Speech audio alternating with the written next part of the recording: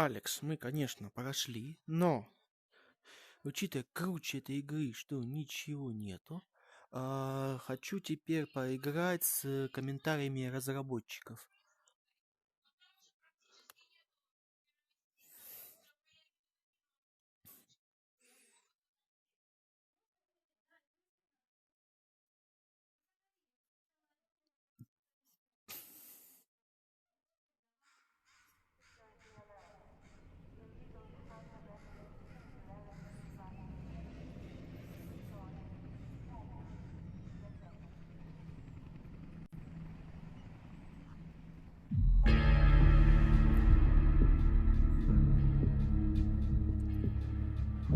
Крутой лысый чувак.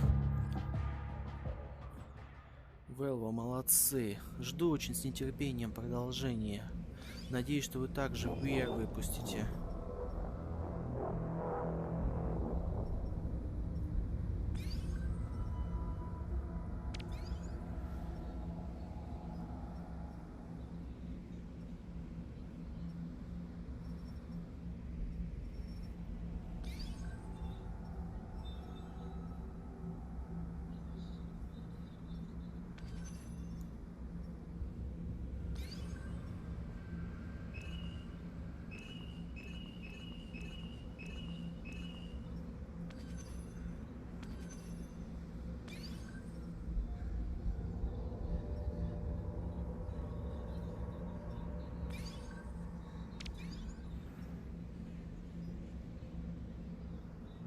Ага, это не то.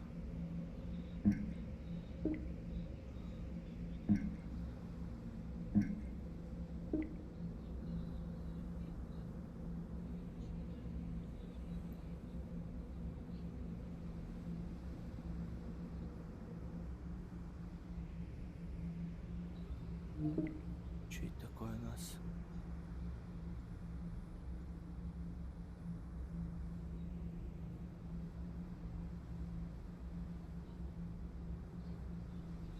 Хрень какая-то.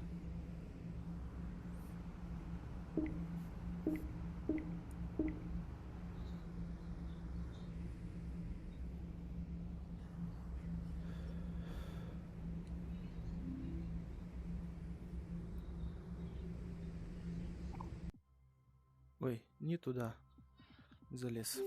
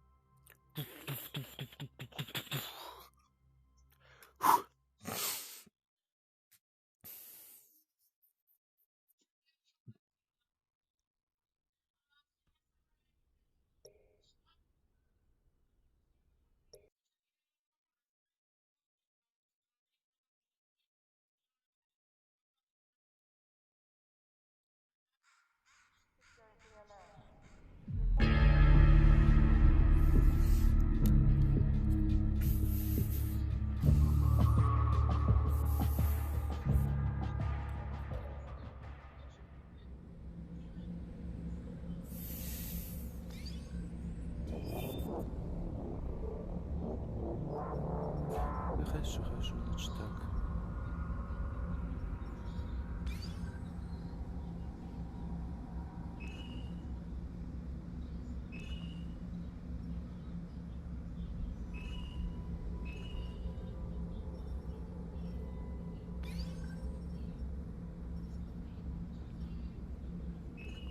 Смещение, искажение.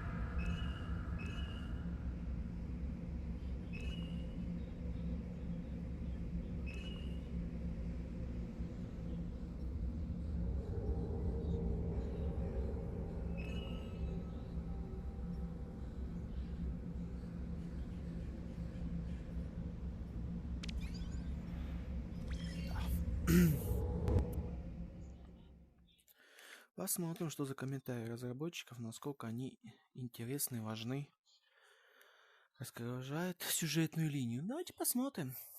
Может, какие-то еще намеки будут на продолжение, кроме основной концовки, которая у нас была предоставлена в предыдущем видео.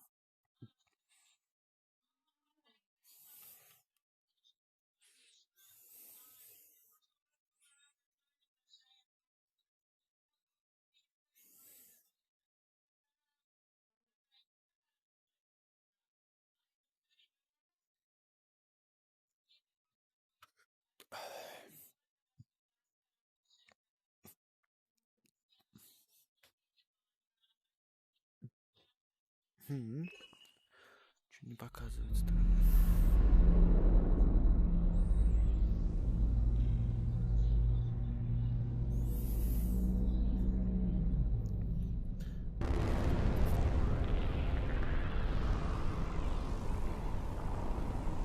Мы уже знаем, это мы уже проходили.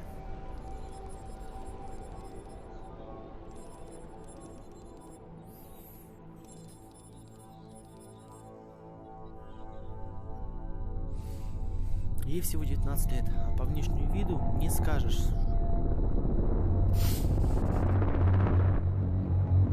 Alyx.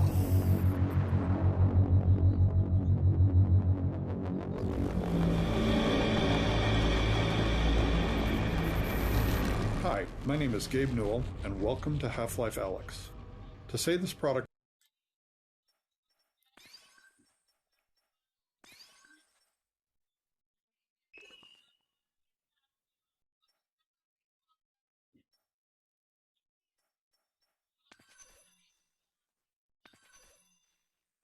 was a challenge would be an understatement. It's our first Half-Life title in over 10 years, and it's our first one in virtual reality.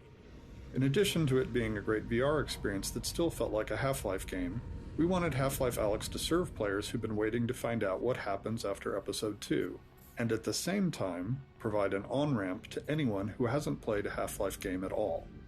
Ultimately, whether we succeeded in any of that is up to you to decide. But hopefully, this commentary mode will give you some insight into the set of problems we faced and how we chose to tackle them. To listen to a commentary node, pick up the floating hologram of a radio headset in front of you and simply put it on your head. Once you're done listening to the commentary, you can take the radio headset off or simply put on the next one. Please let me know what you think. I can be reached at gaben@valvesoftware.com. While I'm unable to reply to all the emails I receive, I do read them all, and they're a critical part of the feedback we use to evaluate our work. Thanks, and have fun. Да, это все супер. Ну, смотрите. Эй, там внизу, ловите баночку. Это мы знаем и так. Что, кончилось? Хорошо. Разбило стекло. Ладно.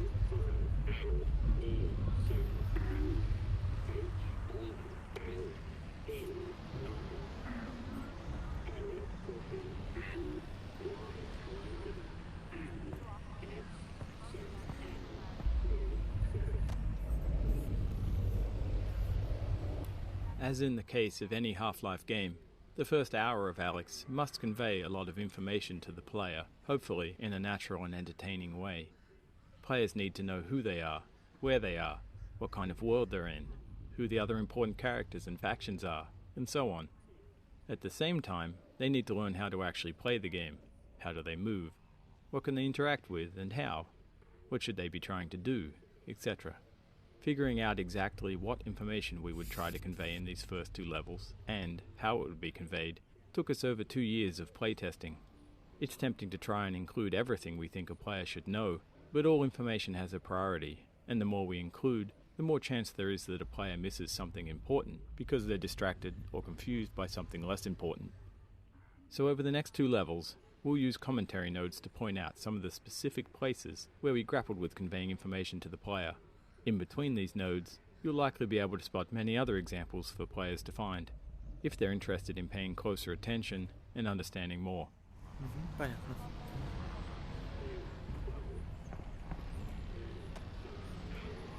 One of the pieces of important information we struggled to convey was exactly when Half-Life Alyx is set within the series timeline. Whilst we tried to reflect it carefully in many of the world details, it was never 100% successful during playtests. Eventually, we decided it was too important to be left to the players to figure out, and so we put it in our opening text crawl. The Citadel's incomplete state did provide us with an early opportunity to reinforce the timeline visually. Half-Life Alyx takes place 5 years before the events of Half-Life 2, in which the towering Citadel represents the Combine seat of power. As we see here, however, early Combine infrastructure is a cluttered mess of cables and unusual structures sprawled all over the city, surrounding the Citadel's construction. And served as a useful indicator of the time frame. We went on to reinforce this impression in other places throughout the following level. Combine architecture tends to be abstract in scale and form, so we included some familiar visual cliches of human construction. The large external scaffolds, some distinction of floor levels, rows of small lights, and the tidying of the silhouette into more structured vertical elements try and strike a balance between capturing the alien nature of the Citadel whilst grounding its construction in enough familiarity to better understand its size and state. Large, sweeping vistas such as this one proved an interesting challenge in virtual reality. Their distance from the viewer means they don't benefit from stereoscopic vision the way that small close-up objects do. Because of this, the small objects on the balcony often draw the attention of the players before they've even noticed the imposing structure in the distance. If we moved the Citadel too close, it felt absurdly huge and difficult to take in. Yet placed alone on the horizon, it felt two-dimensional and flat. We found the solution in filling the space between the viewer and the distant structure with many scale references. The city itself, huge supply cables leading towards the vanishing point, large repeated combine buildings, heavy pollution fog, careful lighting, and all the animated elements, especially the helicopter whose sound begins in the fade-in. All these were carefully composed to help draw the attention of the player to the Citadel first, before letting their attention wander to take in the details of the city, and settle ultimately on the inviting items here on the balcony. Вот так вот.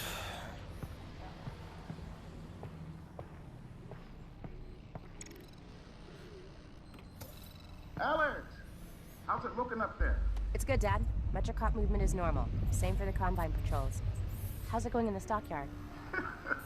One Combine mini reactor from a shipment of 4,000. They're never going to miss it. Here, see for yourself. And not only that, someone's hacked into the Combine construction network. Don't get greedy, guys. We're not made of time here. 1 minute and I'm out, guaranteed. Oh, also, I spotted the Combine moving supplies into the quarantine zone. That place has been deserted for years. That is all. Well, we'll look into it when we get back. Постоянно выпускаю, Meet забываю. back at the safe house, baby. Интересно, здесь We'll be можно there рисовать? soon. О, и здесь даже можно рисовать. Круто. What is it, Russell? What'd you... Прикольно. Terrific.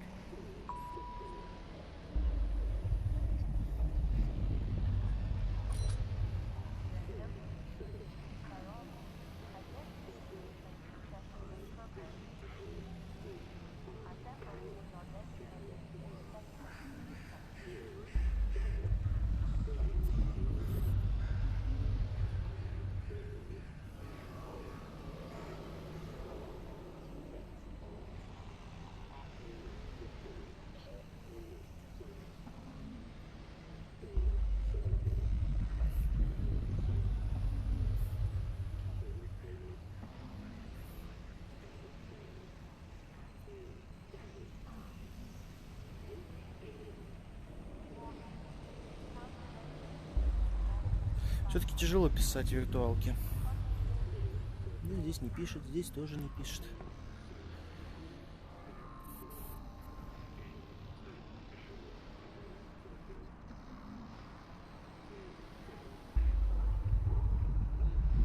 Хе-хе-хе. А тебе значок Half-Life давайте. Не, здесь. Не получилось-то. Как он там пишется-то? Ладно, какая разница. Больше нигде не пишется, жалко. Ладно. Следующий. In these first areas of the game, we grappled a lot with the density and prioritization of the information we were conveying to the player.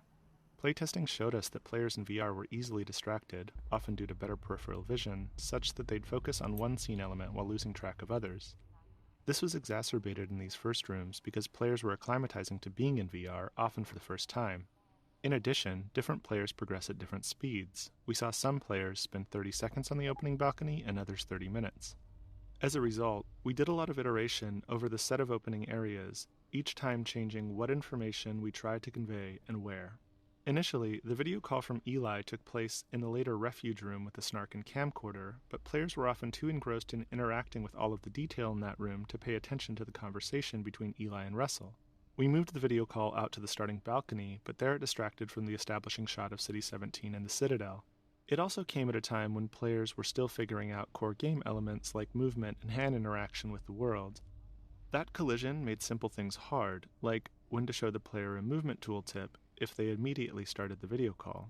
Eventually, we settled on inserting the greenhouse between the starting balcony and the refuge, which allowed us to move the call to an area with a slightly obscured vista and fewer interactable objects. This avoided the distraction problems and ensured players were past the initial gameplay moments of figuring out their hardware and movement setup. It also had the bonus of allowing us to add further detail to the opening balcony and Alyx's refuge without fear of creating distractions from the video call. Если вы при этом бы еще не добавили вот эти все карандаши, да, согласен.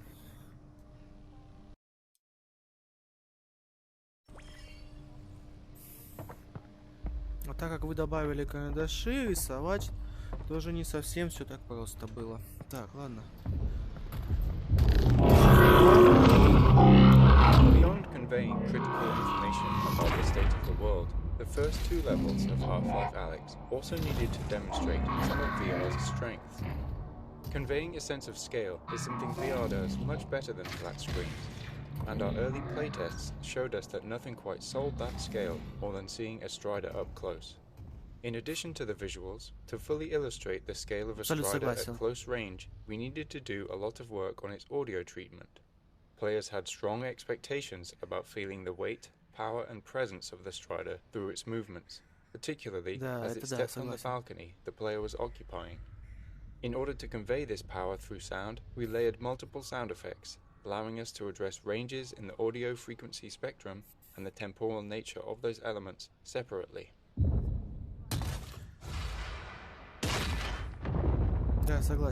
We then combined those elements in the Source 2 audio engine to control them as one sound. Не, молодцы, вы хорошо сделали, я ничего не могу сказать.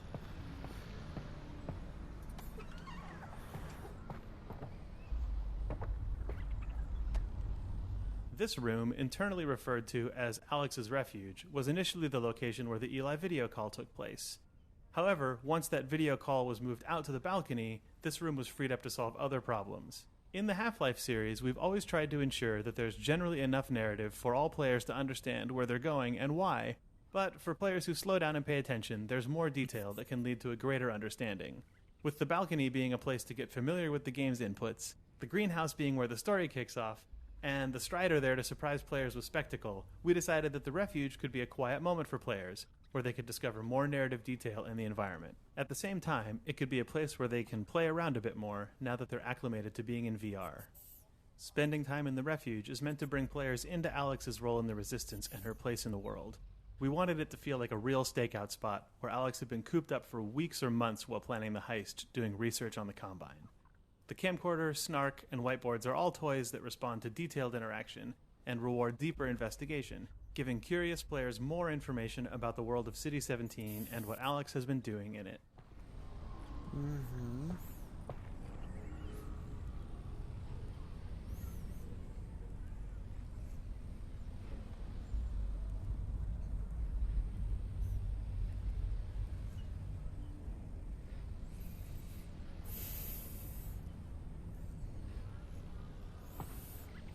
Ну так все равно не понял, для чего это камера и что нам хотят этим показать.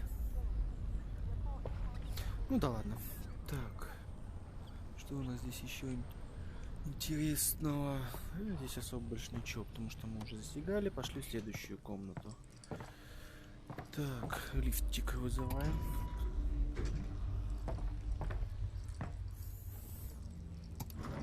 Поехали.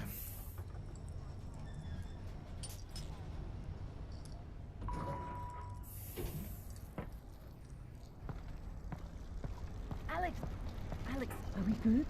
Yep, they got the reactor. Easy peasy. I'm headed back to the safe house right now to meet Dad. Go! We'll be in touch. Stay safe.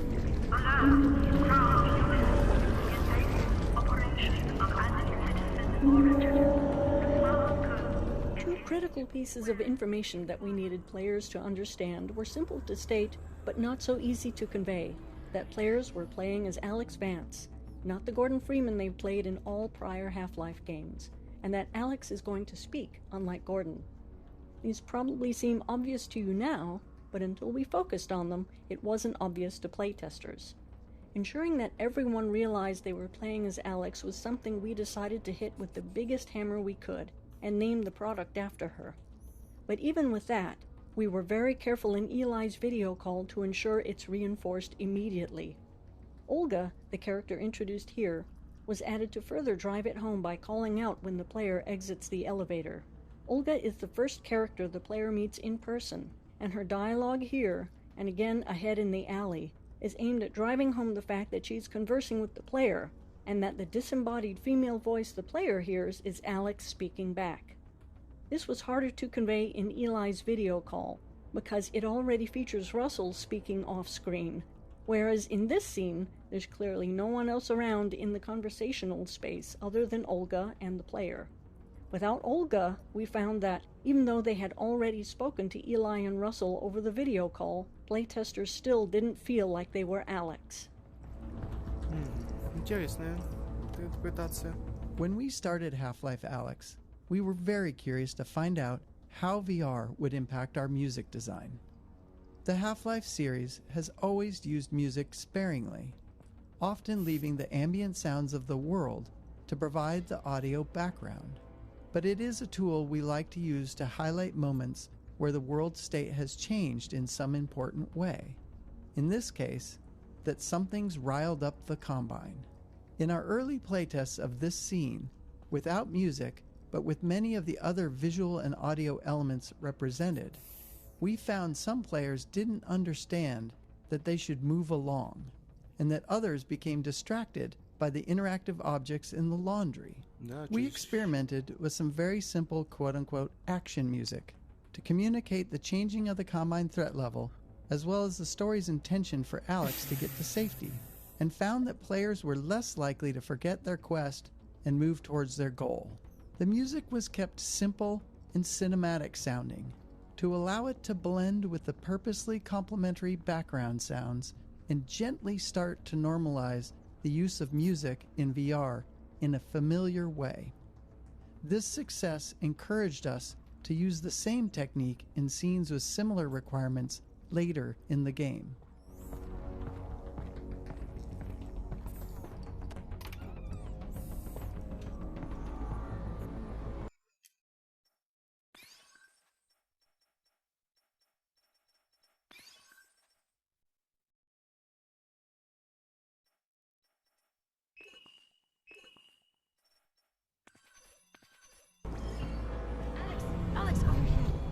What is it? This doesn't seem like a routine sweep. Are you sure everything went okay? 100%. Something's got the CPs filed up. Keep your head down and be smart.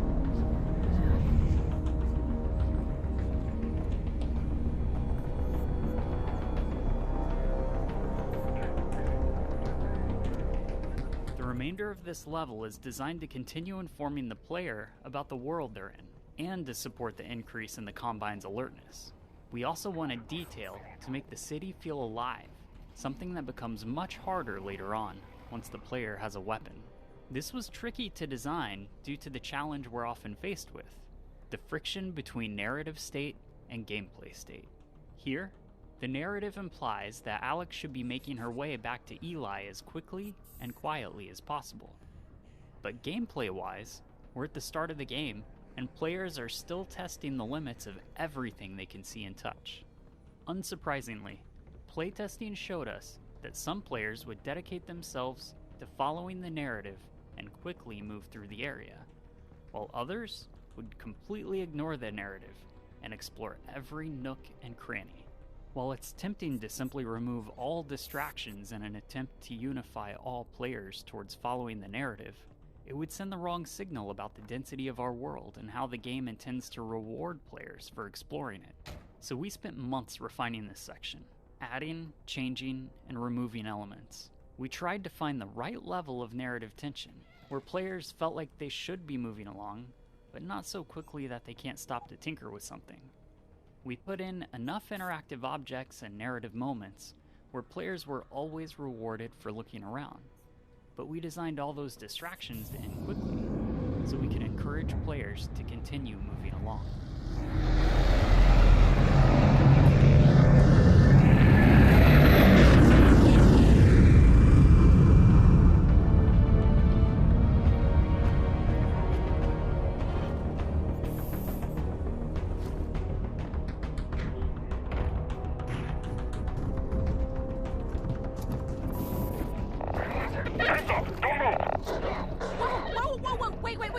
I just live here. Probably anti-citizen. Keep those hands up! Wait. Don't shoot! Very securely.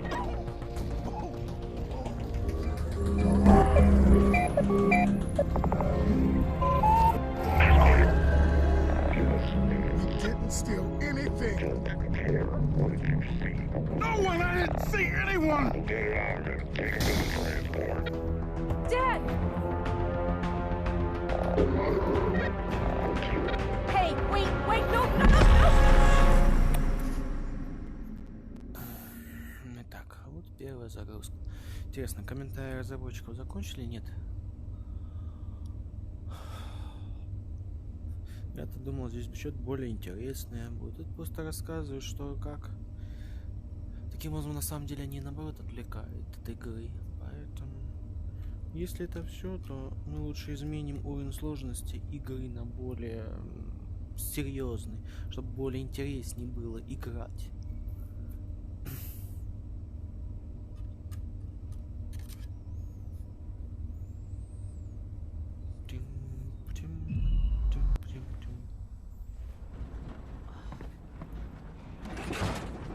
Where are you taking me? In order to limit the possibility of motion sickness that could be induced by moving the player in a vehicle, we initially wrote this scene to have Alyx wake up after the van had already crashed. Players found this underwhelming, however, since the game seemed to be needlessly holding back an exciting moment that they could have experienced for themselves. Addressing this meant that we had to tackle the technical problem of moving the player comfortably in a vehicle. In this van, and in the train at the end of the map, you'll notice that the outside world is only visible through small windows. These outside views are necessary to provide motion parallax, but the small window size ensures that the player's field of view is always dominated by the vehicle interior, which is naturally in the player's own frame of reference. This greatly reduces the occurrence of motion sickness. Aside from the parallax of the outside world, we use animated lighting and careful sound design to produce the effect of riding in a vehicle.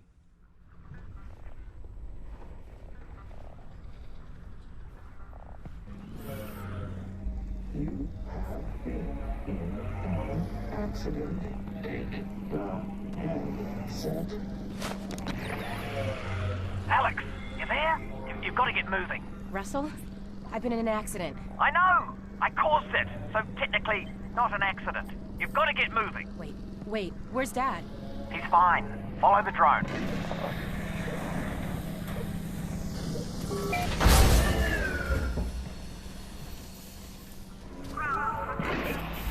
So, Dad's okay, right? Yeah, well, no. To be honest, he's in huge trouble. But they've still got him. Where the last map was focused on conveying a lot of information about the world state to the player, this map is where we need to start the player's larger quest. That means the player must leave this map with an understanding of what's happened to Eli, and what they're going to do about it. The player also needs to meet Russell, so they have a face behind all the radio dialogue throughout the game. Finally, we need the player to collect the gravity gloves and the pistol and learn how to use them both. This is a daunting list. From experience, we know that if we cram all that into a single scene, players won't be able to remember more than a couple highlights. So this map's purpose is essentially narrative pacing. We need to draw apart the required events, separating them with enough time and space that players could ingest and remember them. At the same time, we're a little under the gun. Playtesting showed us that by now, some players have been playing for 30 minutes, and they're wondering when they're going to see some enemies. One of the first steps the writing team took on this map was to flesh out a scene between Russell and Alyx that covered all the dialogue we needed. Due to the fact the player is meeting Russell for the first time, and that there are a significant number of in-fiction events that Alyx and Russell need to talk about, the scene ended up containing a lot of dialogue. We knew there was no way we could build a scene that long without boring the player, and the most important elements would be lost in the noise. One of the first tools we used to address this was the introduction of Russell's drone. It allowed us to take chunks of the dialogue from that original scene and deliver them throughout the area preceding the scene. This meant the scene itself could skip over the in-fiction preliminaries and get right to the critical goal delivery.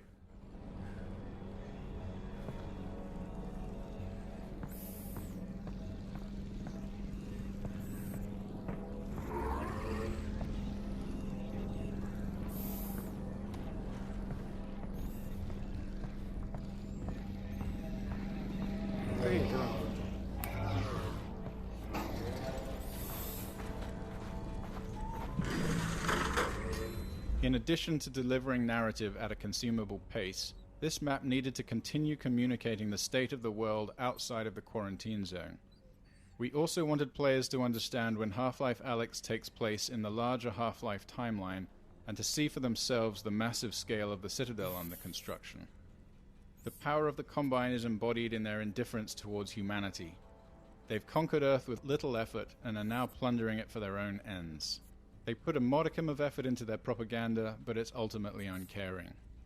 Later in Half-Life 2, we see Breen's attempts to talk to humanity with more seriousness, but it's unclear whether that directive comes from the Combine or if it's just Breen's attempts to be useful to them. Meanwhile, the Combine construction is brutally efficient. The Citadel's pervasive feeder cables make no attempt to fit into the lives of the residents as the Combine drains the city of its power. Within this playground, a nostalgic nod to Half-Life 2, this enormous cable hook runs right through the mural on the wall, demonstrating the Combine's total lack of interest in the history behind the city. I'm up against this video feed. Can you see my drone? Is it okay? Sure. Yeah, I'll be there in a minute.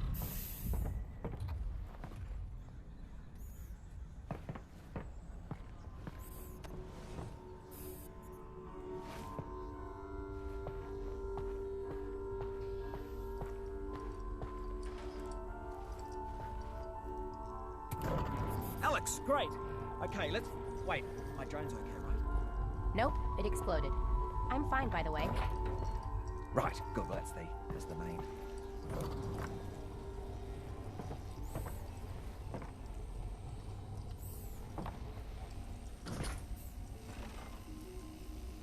Это не еда? Ну ладно. А так хотелось попробовать.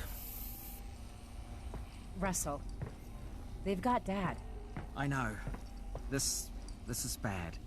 They're gonna find out what he knows. Right from our earliest experiments in VR, we learned that players expect a high level of audio fidelity, even from minute interactions, particularly when the sounds are meant to correspond to clearly observable visuals. For instance, in one of our prior games, it may have been acceptable to use a generic sequence of computer key sounds when Russell was typing. In VR, however, we know that a player can observe the animations very closely, and even put their head right next to Russell's keyboard if they choose. In this case, players would notice a lack of one-to-one correspondence between the key press animation and sound. For Half-Life Alyx, we authored a set of individual key press sounds to be driven by animation. For example, as Russell's fingers animate to press a key, one of these key press sounds is played, resulting in precise synchronization of the animation and sound. Okay, that's you. I thought you said us. Well, one of us, me, will have to stay here for this plan to work. All right. Fair enough. Just outside, there's a second train that also leads out of City 17 through the quarantine zone. Okay. Both trains. Russell's laboratory is the first time the player is in the same room as another character, and it highlights one of the main challenges we face when designing choreographed scenes in VR, keeping the player and characters out of each other's space. In previous Half-Life games, we could always forcefully move the player if we really needed them out of the way. We made several attempts at finding a similar solution in VR, but found that it often made players feel deeply uncomfortable or disoriented. So instead, we designed these spaces to allow for a natural separation between the player and our characters. Where natural separators couldn't exist, we had to restrict players from moving into the character's space, removing that limitation as soon as the character had moved out of the way. Another challenge was balancing how often characters respond to player actions while delivering important narrative information. In early experiments, we allowed characters to stop mid-sentence, which allowed them to respond immediately to the player, and then continue on with their dialogue. While technically straightforward, this was incredibly difficult to execute in animation and dialogue without feeling unnatural. The combination of custom reactions necessary to cover the range of possible player interaction and the resulting return to narrative dialogue quickly multiplied out of control. Eventually, we settled on a solution where we allowed only a minimum of interactions during the important narrative delivery sections, and a wider range of responses to more complex reactions after the scene has completed. In the case of Russell, we layer subtle head facing and natural eye contact on top of his performance while he is talking with Alyx. Then, after the scene, when he is typing at the computer, he will respond to players trying to touch him or objects being thrown around. Да. Черт, вот это мы не знали, ладно. Alright, you know how this goes. There should be a bunch of junk down there. Aim at One something frustration with your hand players may encounter in VR is having to physically bend down or reach out for objects in the virtual world. especially if they have limited real-world space. A common solution for this is to provide a way to bring objects to the player, instead of forcing the player to go to them. We knew this would be an important feature in Half-Life Alyx, with its sprawling levels and players' desire to explore every corner of the world. We didn't want this mechanic to feel too gamey or magical, so we decided to integrate it into the fiction of the game by making it a feature of the gravity gloves, which are a natural precursor to the gravity gun of Half-Life 2. This allowed us to present the mechanic as a real physical action that's enabled by a piece of in-fiction technology. To emphasize the physicality that is unique to the medium of VR, we used a physical gesture to activate the pole instead of a button press, and then required the player to actually catch the object instead of automatically attaching it to the hand. This made the mechanic feel more natural and rooted in the fiction of the game's universe, while allowing the player to feel powerful and accomplished.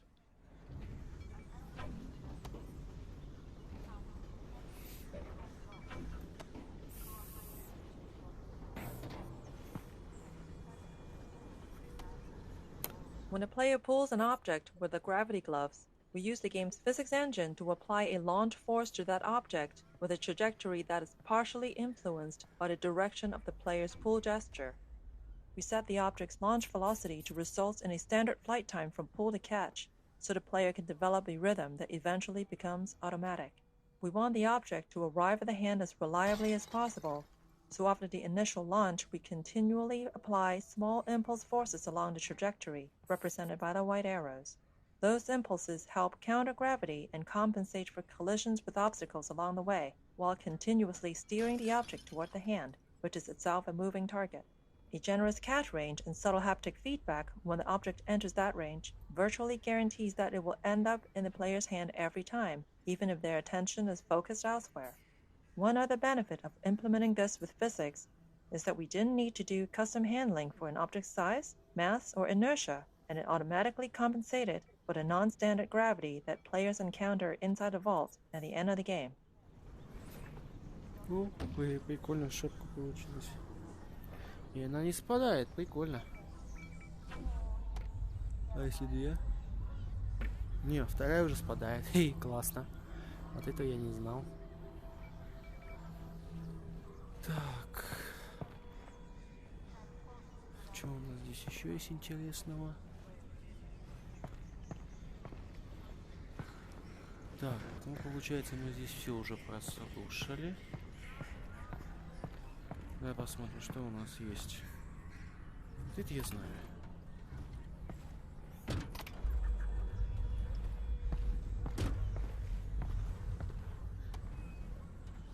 Тут ничего нету. Здесь тоже ничего нет.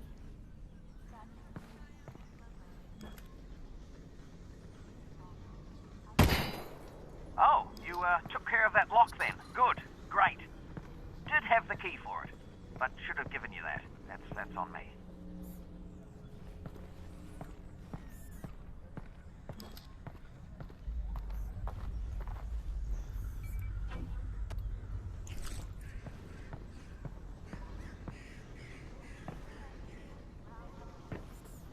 All right, here we go. Next stop, Fairview Junction. Thanks, Russell. Ну все, можно приезжать отдохнуть.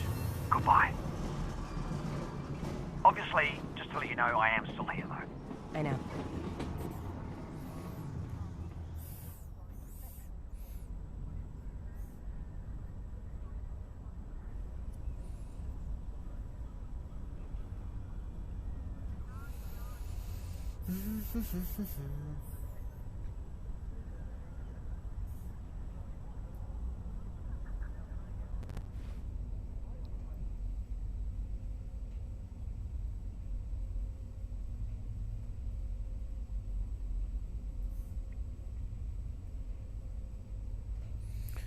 Первое, это там, где мы начали игру. Здесь убежище, а это там, где поезд останавливается, и мы начинаем свое движение. Кстати, о птичках, если не ошибаюсь, вот это именно как раз сам поезд, что в прошлый раз я не обратил на это внимания, потому что не знал очень многих вещей. А сейчас мы играем уже второй раз, поэтому мы и знаем больше. Кстати, на этой карте даже не видно бункера, к которому мы идем.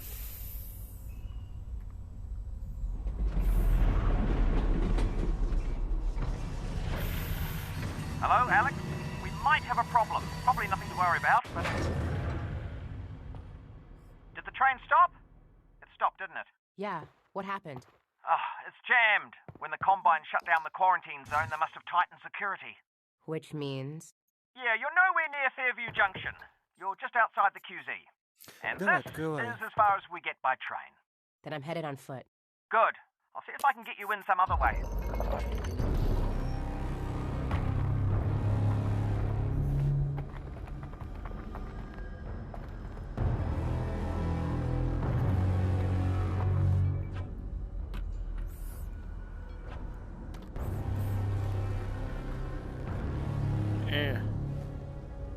Давай желтенькую возьмем.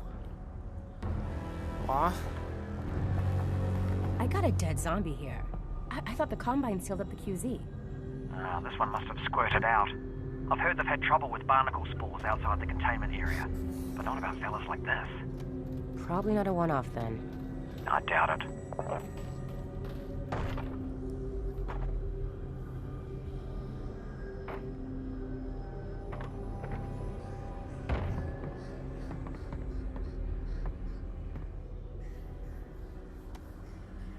Even in our earliest experiments in bringing Half-Life to VR, we found that players enjoyed exploring every nook and cranny of the environment. With the increased fidelity of VR, players not only expected to be able to interact with a vast array of objects, but they also had a strong desire to find something useful from time to time. This was so universal among testers that in addition to more searchable locations and interactive objects, we added a new resource, resin. Level designers could place this new resource in fun and interesting locations that weren't tied to game progression, rewarding players wider-ranging exploration. We also tied this new resource to a longer-term goal in the form of weapon upgrades, further motivating players to explore the environment. Deep scavenger hunts and keen observation would result in more resin to spend as a reward.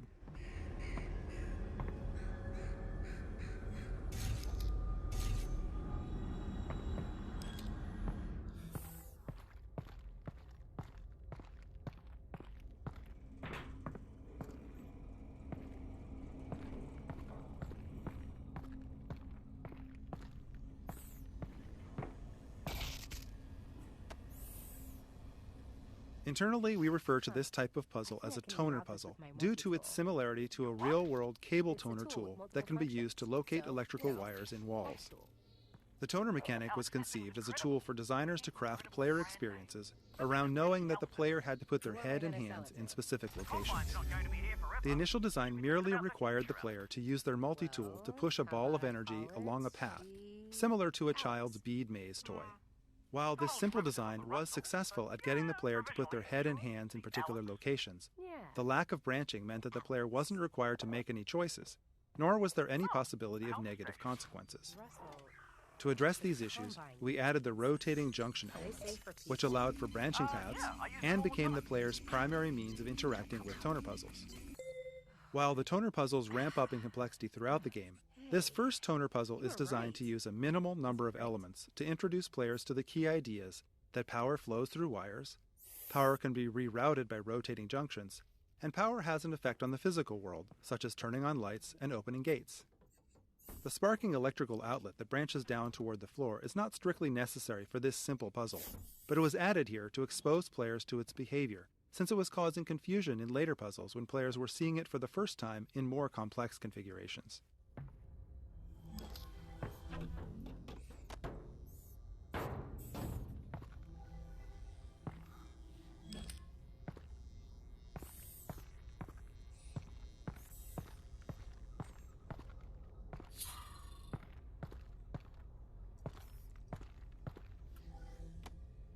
From our earliest experiments in VR, we realized how critical high-quality, high-density lighting was to conveying a sense of realism. In game development, any technology choice involves trade-offs between quality, runtime performance, and development time. For Half-Life Alyx, we chose a high-quality, high-performance light mapping solution which required a significant amount of offline preprocessing. We performed the light map preprocessing using a render farm, which could take several hours for a single map at the highest quality. And we put a lot of effort into mitigating the cost of that high iteration time for designers on the team. Specifically, we implemented a real-time approximation to the final lighting result, which allowed designers to light scenes in real time with confidence that the high-performance light maps would match their intent. Most lights in Half-Life Alyx are baked into a single term that describes distance fall-off and shadowing, allowing us to change the brightness and color of lights in real time at no cost. This encoding also allows us to apply shadows from dynamic props and characters without having to render any static geometry into shadow maps. Our light maps store directional information using the popular ambient highlight direction encoding, an improvement over Valve's own radiosity normal mapping technique pioneered in Half-Life 2. This new light map encoding ensures that the bumpy surfaces can appear bumpy even when not under direct light. This blinking light source provides a good illustration of this technique, as you can perceive the surface detail even during times the light source is off. Barnacles, while an iconic Half-Life creature, presented some interesting VR-specific challenges. While their tongue is intended to trap hasty or unobservant players, those caught by them often didn't realize what was happening. They would become disoriented or even motion sick as the barnacle lifted them up to be eaten. These unfortunate players almost universally died and failed to learn what was happening even after multiple encounters. To address this issue, we created the tongue as a particle system. This allowed us to both physically simulate it as well as reliably position it for maximum visibility. If a player does get grabbed by a barnacle, the tongue always wraps right in front of their face, no matter which direction they try to look. This makes the tongue almost impossible to miss and visually guides the player's eyes up to the location of the barnacle, so they know where to shoot to free themselves. These fixation visuals that kick in as the player is being lifted not only serve to communicate the damage the player is taking, but they also help to reduce motion sickness by narrowing the player's field of view. These changes, combined with sound effects and other visuals like seeing stars and blacking out, eliminate confusion for players and enabled us to bring this classic enemy into the world of Half-Life Alyx.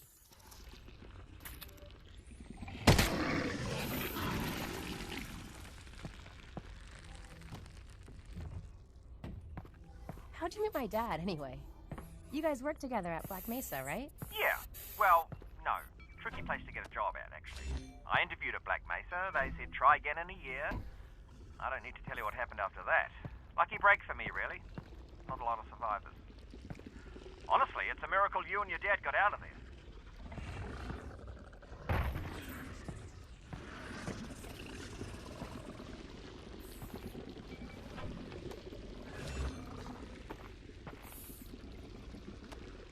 We got a lot of positive feedback from our initial experiments requiring players to perform a series of physical actions to reload the pistol. Specifically, ejecting the clip, retrieving a new clip from their backpack, inserting the clip into the gun, and chambering around. Players enjoyed learning and improving at this skill. We experimented with using a single button for both ejecting a clip and chambering around, but we found that assigning these operations to two different buttons was more interesting, even though it was more mentally taxing. In fact, it was more interesting precisely because it was more mentally taxing, as players would frequently mix up the buttons under pressure. In the early stages of the game, players would be fumbling for clips, ejecting the clips when they meant to be chambering around, and generally making a mess. To those of us observing the playtest, this looked like things had gone horribly wrong, but players themselves consistently cited this as a high point of their playthroughs. Because of the physical nature of the reload, and the skill required, players blamed themselves and not the game for the mistakes made as they were learning the reloading sequence. In this area, we provide a number of static targets in the form of barnacles for players to shoot at their own pace, increasing the likelihood that they have at least a few reloads under their belt before moving on.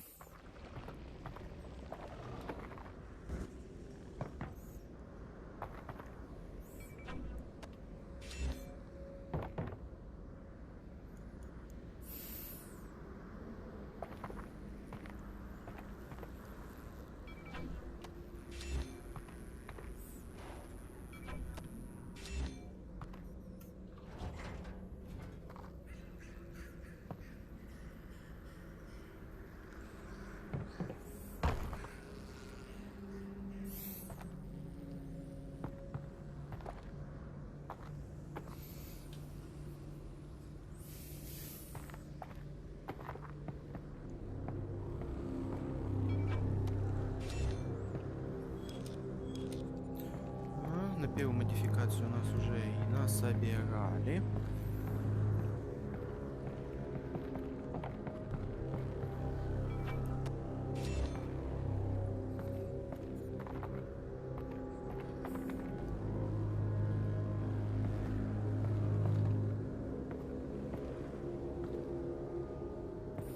I take it the quarantine zone is behind this hatch? Yeah, that's where they keep it. I'll look around for a control panel to open it up. If I was the Combine, where would I put a control panel? Это ничего.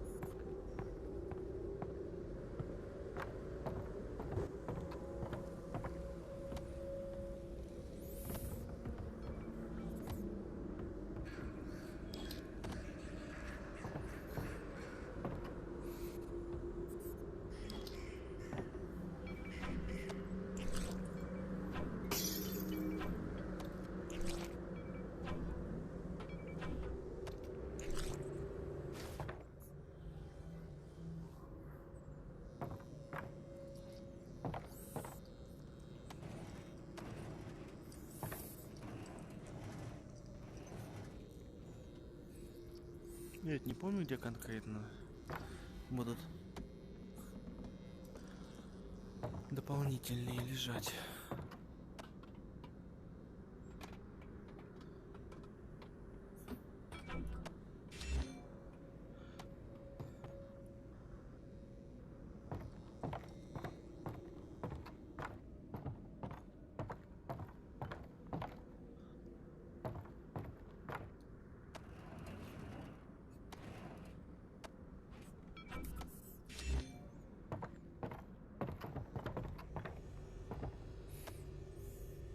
In prior Half-Life games, while playing as Gordon, the player saw Alyx use her multi-tool to hack into Combine security systems in order to unlock doors or perform other acts of sabotage.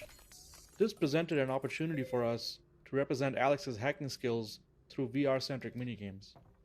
All of our hacking minigame designs were built to leverage the independently tracked head and hands common to today's VR systems. We wanted to encourage players to use both hands simultaneously and move their head to create parallax to understand the spatial relationships within the puzzles. This locker hacking puzzle is based upon one of our earliest prototypes, in which the player was tasked with using a tool in one hand to paint a path on a sphere held by the other hand. There was just something fun and unique about using all of the natural degrees of freedom of both hands to solve a puzzle in VR. In its simplest form, this puzzle solution is straightforward, but the difficulty gradually increases throughout the course of the game by introducing static or moving obstacles of various shapes and sizes on the sphere. That's the control panel. They've probably scrambled the circuit. But considering no one would be dumb enough to open the hatch, it shouldn't be too hard to put back.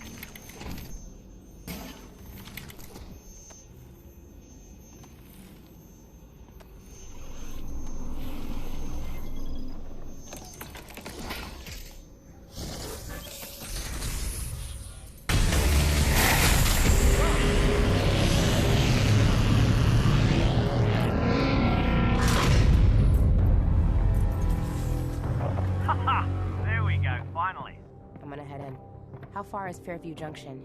You'll go through the old subway tunnels on your way to the train yard. Have they started moving Dad yet? I don't think so, which is good news because we've still got time. Oh, that's great. Or bad news because they've already killed him.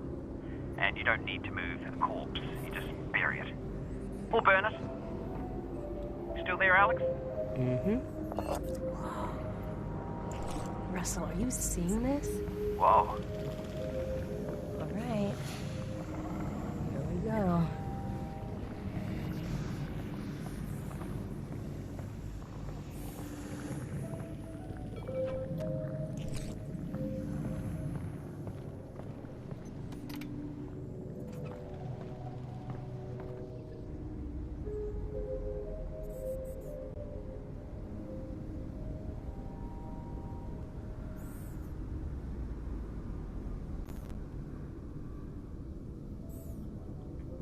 Я так понимаю, у нас и дальше будут идти комментарии разработчиков.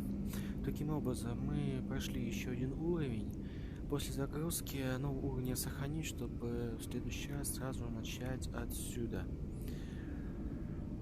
Таким образом, уменьшив длительность загрузки, прохождения и так далее. Не буду дальше проходить уровень, чтобы на нем завтра или когда мы выйдем еще раз в эфир, подробнее остановиться, чтобы подольше до перехода с одного уровня на другой у нас было больше времени в игре, а также мы могли, учитывая, что вот эти аудио все идут, а это требует времени, и мы ждем. Hey, Russell, I just found a loose syringe of God knows what. Is this medicine? Все. Does it have a skull and crossbones on it? Все. I don't see one. Итак, всем спасибо за просмотр. Удачи в игре и в жизни. Оставляйте комментарии, подписывайтесь на канал. Всем удачи!